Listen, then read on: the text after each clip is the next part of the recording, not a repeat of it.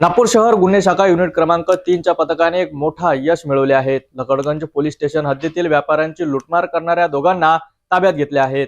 ताज्या माहितीनुसार 2 आरोपींनी व्यापाऱ्यांच्या जवळील 3 लाख रुपयाची रक्कम हिसकावली आणि पसार झाले होते। मात्र पोलिसांच्या त्वरित कारवाईमुळे त्यांना पकडले गेले आहेत। नागपूर शहर गुन्हे शाखा युनिट 3च्या पथकाने यशस्वी ऑपरेशन राबविलेत आणि दोघा आरोपींचा तात्काळ शोध घेण्यास यश मिळवलेत। फिर्यादी दर्शन इराणी हे दुकान बंद करून दुचाकीवरनं त्यांच्या निवासस्थानी जात असताना आरोपींनी त्यांचा पाठलाग केला आणि अडवून मारहाण केली। आरोपींनी 3 लाख रुपयांची रक्कम लंपास केली आणि घटनास्थळावरून पसार झालेत। पोलिसांच्या पथकाने तात्काळ शोध घेत आरोपींचा शोध लावला आणि सोनू उर्फ फारुख शेख व संतोष बाबाराव चव्हाण यांना ताब्यात घेतले। पोलिसांनी आरोपींच्या ताब्यातनं 2,07,000 रुपयांची रक्कम तसेच गुन्ह्यात वापरलेली दुचाकी जप्त केली आहे। पुलिस थाना लकड़गंज हद के अंतर्गत जेबी जो फिरियादी है दर्शन किगरानी, ये अपनी जेबी ट्रेडर्स जो टिम्बर भवन है वहाँ पे उनका जो दुकान है वो बंद करके घर जा रहे थे। तो मालधक्का परिसर में वो रास्ते से जरीपटका में उनका जो घर है वहाँ जा रहे थे।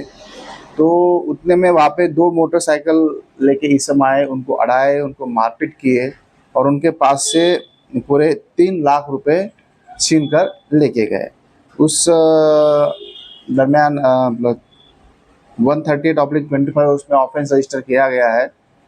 तो हमारी टीम उसके पीछे ही थी, तो हमने उस आरोपी को अटक किया है। आरोपी का नाम है सोनू उर्फ फारूक शेख अमीर, रहना इसका यशोधरा नगर में, और दूसरा संतोष बाबाराव चौहान, ये भी कलमना हद में रहता है। दोनों को हमने ताबे में ले पूछताछ किए, उन्होंने गुनाह करने के कबूल किया। जो उन्होंने गाड़ी यूज़ किया था वो गाड़ी और 2,07,000 रुपये उससे रिकवर किए हैं और उसको हमने ताबे में लेके आगे कार्रवाई के लिए थाना लकड़गंज इनको सुपुर्द किया है। इधर ये कार्रवाई हमारे डीसीपी सर माकनकर साहब और एसीपी सर पाटिल साहब इनके मार्गदर्शन में हमारे यूनिट 3 के अधिकारी और कर्मचारी इनके साथ की गई है।